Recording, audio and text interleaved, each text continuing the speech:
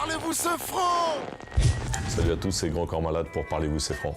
Je viens de là où on aime le rap, cette musique qui transpire, qui sent le vrai, qui transmet, qui témoigne, qui respire.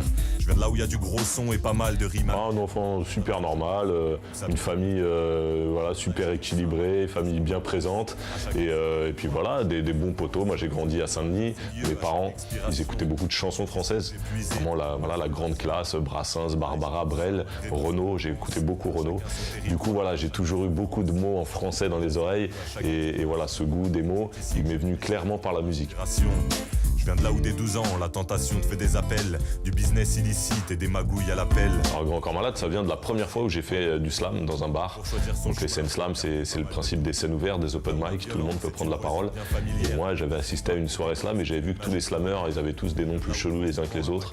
Et donc voilà, en allusion au fait que je traîne la patte et que je marche avec une béquille, je me suis appelé Grand Corps Malade comme un nom de Sioux. J'aime bien les noms d'indiens. Je sortais de nulle part, moi. Le slam, personne ne connaissait trop. C'était le petit slammer de banlieue qui d'un seul coup débarquait dans cette industrie du disque. C'est le son qui éclaire, qui partage et rassemble. Ce premier album, Midi 20, il est forcément super important parce que c'est là que ce que je faisais a pris d'un seul coup une autre ampleur. On arrivait comme des ovnis, quoi. Tiens, c'est quoi ce truc-là? C'est pas du rap, c'est pas de la poésie, c'est pas de la chanson, c'est un peu au milieu de tout ça. Et du coup, c'est ce qu'a plu, quoi. Maintenant, les victoires, voilà, ça récompensait toute une aventure, toute une petite équipe qui avait fait cet album. Et c'est des super souvenirs. Alors ton histoire défile sous la rumeur des spectateurs. Ton personnage perd l'innocence, t'essaies de rester à la hauteur. Je me prends pas trop la tête sur savoir, est-ce que c'est l'album de la confirmation, de la continuité, de l'apogée, de la maturité.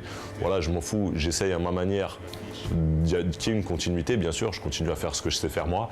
Après, bien sûr, à chaque album, on essaie d'amener une nouveauté, on essaye d'évoluer un peu. Moi, pour ma part, je fais des textes, donc j'essaye d'avoir toujours une exigence dans les textes. Tu peux être riche, faut pas que tu traînes, faut pas que tu triches, pour t'offrir de l'île. Sur cet album, j'ai eu la chance de bosser avec Ibrahim Malouf, trompettiste mondialement reconnu, à la base un artiste jazz, mais qui sait absolument tout faire. D'habitude, je suis encore plus présent, je bosse avec plusieurs compositeurs, je coordonne. Là, c'est lui qui a coordonné, quoi.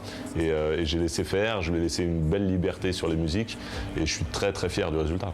Je suis un funambule, j'avance loin des certitudes.